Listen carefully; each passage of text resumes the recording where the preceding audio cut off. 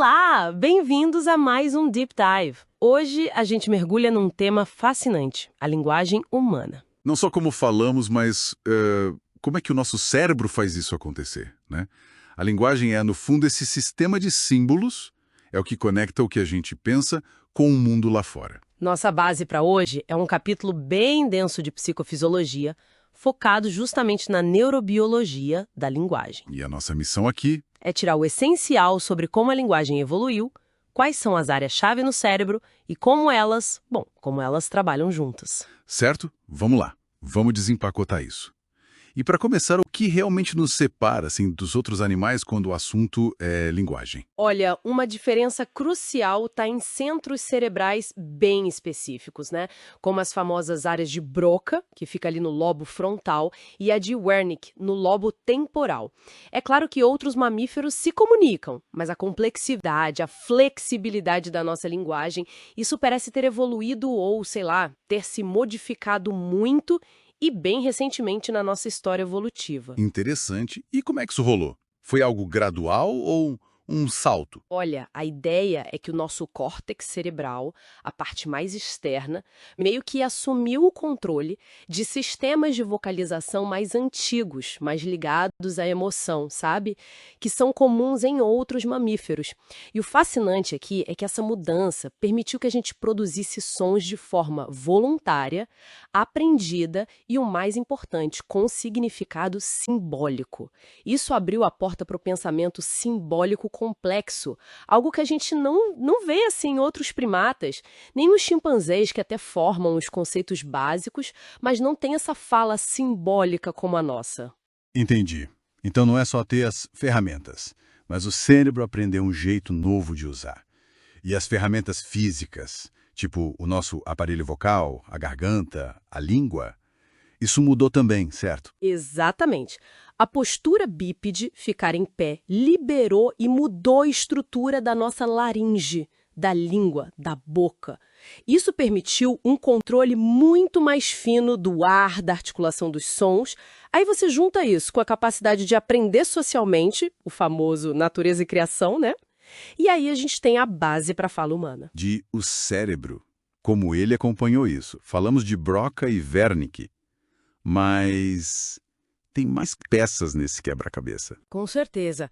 Um desenvolvimento chave foi o das áreas de associação do córtex, especialmente no lobo parietal inferior, áreas como a 39 e a 40 de Brodmann.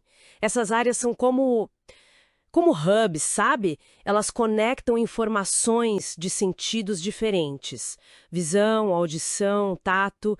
Se a gente conectar isso ao quadro geral, essa habilidade de fazer associações entre modalidades diferentes, tipo ver uma maçã, sentir a textura, ouvir a palavra maçã e juntar tudo isso num conceito que tem nome, isso parece ser algo bem humano mesmo, fundamental para a linguagem. Entendido. Então, temos as áreas clássicas, Broca no lobo frontal esquerdo, ligada mais a... A produção da fala, né? Sim. Articular as palavras. E o Wernicke no lobo temporal esquerdo, mais para a compreensão do significado. E elas conversam entre si, sim, e muito. Elas são conectadas por um feixe de nervos super importante, o fascículo arqueado. É ele que permite integrar o que a gente entende com o que a gente fala. E isso leva direto para a ideia da lateralização, aquela frase famosa do Broca, nós falamos com o hemisfério esquerdo. Ah, sim. Ela reflete essa dominância do lado esquerdo para a linguagem na maioria das pessoas, sejam destras ou canhotas. E o lado direito? Fica só assistindo? Que nada. O esquerdo é mais analítico, focado nas peças da linguagem, palavras, gramática. Mas o direito ele tem papéis cruciais. Processamento não verbal, percepção espacial, reconhecer rostos. E, muito importante para a comunicação, ele interpreta o contexto emocional da fala, a prosódia. A prosódia, a melodia da voz, o ritmo. Exatamente. A entonação. Sem o hemisfério direito, a gente entenderia as palavras, mas talvez perdesse o sarcasmo, a alegria, a tristeza por trás delas. Tem até uma tabela no material a 10.1 que detalha bem essa divisão. Ah, a prosódia. Isso explica muito mal entendido por aí. Mas e se algo dá errado?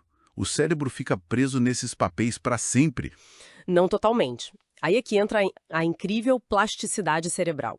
O cérebro é capaz de se reorganizar, especialmente em cérebros mais jovens, né? Se acontece uma lesão séria no hemisfério esquerdo, o direito pode sim assumir algumas funções da linguagem. Nossa. Claro, essa adaptação pode ter um custo, né? Talvez afete um pouco as habilidades espaciais ou outras funções que normalmente ficam lá no direito. É tipo uma competição por espaço neural. Impressionante essa capacidade. E as consequências quando essas áreas específicas, Broca ou Wernicke, são danificadas? As afasias, por exemplo? Exato. As afasias são exemplos dramáticos.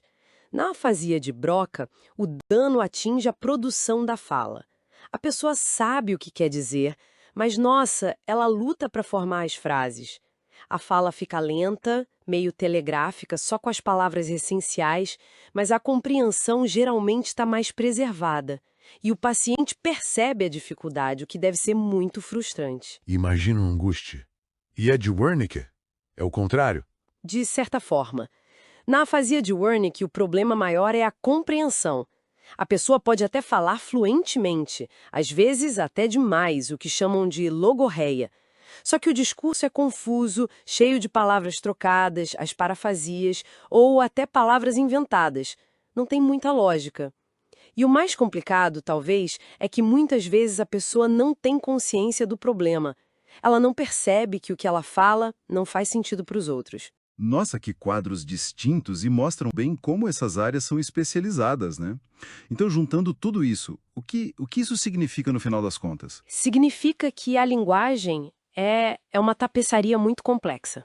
Ela foi tecida pela nossa evolução biológica única, colorida pela nossa interação social, cultural, e está mapeada em áreas específicas do cérebro, principalmente no lado esquerdo.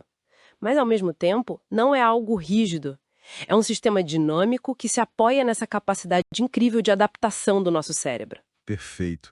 Recapitulando rapidinho, então.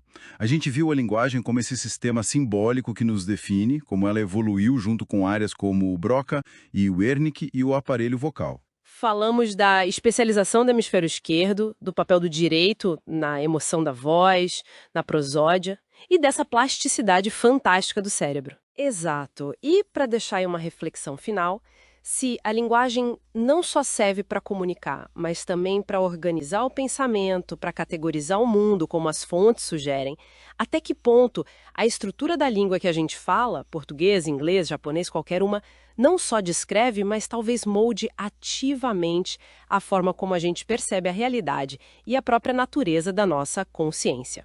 Fica aí a pergunta para a gente continuar pensando depois desse deep dive.